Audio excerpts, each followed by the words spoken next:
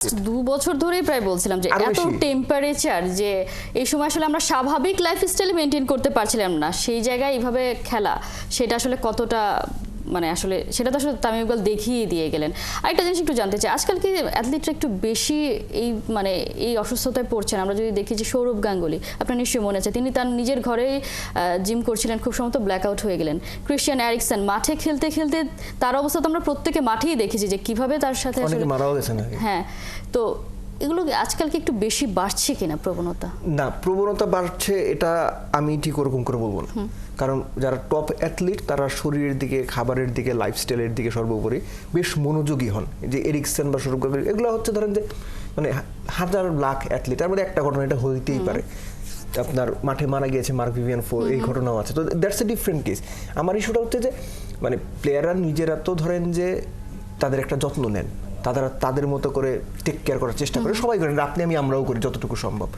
কিন্তু প্রত্যেকটা federation, specifically cricket যেহেতু বাংলাদেশের 1 নম্বর খেলা, ক্রিকেটের দিকে সবচেয়ে বেশি ফোকাস, ক্রিকেট বোর্ডও সবচেয়ে ধনী, তাদের স্ট্রাকচারও অন্যদের তুলনায় অর্গানাইজড, অন্যদের তুলনায় প্রফেশনাল, তাদের ওই চেষ্টাটা বোধহয় করা উচিত এবং খুব সিরিয়াস নোটে ব্যাপারগুলো চিন্তা করেন। কারণ আমাদের দেশে কি আমরা যে পর্যন্ত অসুস্থ আমরা না হই সেই পর্যন্ত আমরা শরীরের কোনো কিছু খুব একটা আমল দেয় না। বুকে ব্যথা করে আরে গ্যাস্ট্রিক ধরে বড়ি খাও, হয়ে গেল।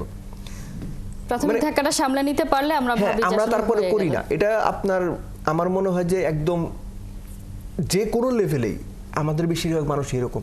এই যে শরীর স্বাস্থ্যের যে হেলা করা, এই ব্যাপারটা কিন্তু বিভিন্ন পর্যায়ে আছে। এটা আমাদের টপ লেভেল অ্যাথলিটদের মধ্যে, আমি নিজের চোখে দেখি, নাম বলবো না, ধরেন ব্যথা হচ্ছে বা সমস্যা হচ্ছে, আমি দেখি ভাই কি, আর না ঠিক হয়ে যাবে। সো এই ঠিক হয়ে যাবে, ঠিক হয়েও যায়, সেটাও সত্যি। কিন্তু আমার মনে হয় যে তামিমের ইস্যুটা আমাদের সবার জন্য একটা বার্তা দিয়ে গেল, যদি সুযোগ থাকে, যদি সম্ভব হয়, অবশ্যই take care to your health.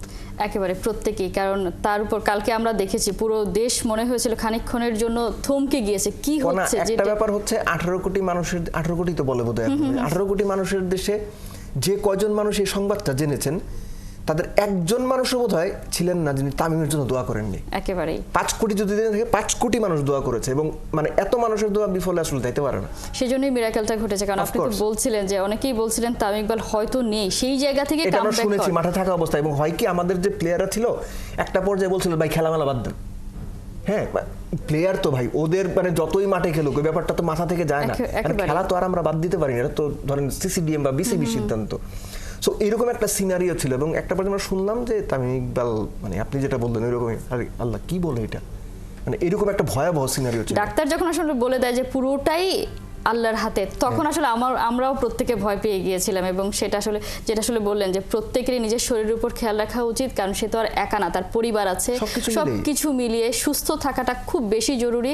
Tamim Iqbal দেখিয়ে গেলেন, তিনি ফিরবেন নিশ্চয়ই। মাশরাফি মুর্তজা প্রায় একটা কথা বলতাম, আমি জিজ্ঞেস করতাম যে যদি আপনার কোনো সুযোগ থাকে আপনি কোনটাকে 1 নম্বর প্রায়োরিটি করবেন? বুঝতে ভাই হেলথ, স্বাস্থ্যই সকল সুখের মূল। সেই মাশরাফিকেই দেখা গেছে একের পর এক সার্জারি করার পরে মাঠে নেমেছেন, নিজের পঙ্গু হয়ে যেতে পারেন সেই সংখ্যাকে রেখে। হ্যাঁ, তারপরেও দেখা যাক। তামিমের জন্য আমরা দোয়া করছি, পুরো বাংলাদেশ, আসলে বাংলাদেশ না ইনফ্যাক্ট পুরো পৃথিবী দোয়া করছে। আমরা দেখেছি। এর সঙ্গে একটু অ্যাড করে দিই, রাতে হচ্ছে নাফিস ইকবাল ভাইয়ের সঙ্গে কথা হয়, উনি আমাকে মেসেজ পাঠিয়েছেন, অডিও মেসেজ। তো আলহামদুলিল্লাহ এভরিথিং ইজ গোয়িং গুড। যদি সবকিছু ঠিক থাকে আজকে বিকেলের মধ্যে যদি অ্যাজ পার প্ল্যান যায়, হয়তো আপনার রিলিজ করে দিতে পারে। যদি মানে মনে করেন যে না আরো একদিন রাখতে হবে, সেই ক্ষেত্রে হয়তো ডাক্তার যদি আসলে সাজেস্ট করে, নিশ্চয়ই তার মানে হচ্ছে তামিম স্বাভাবিক বলতে পারি।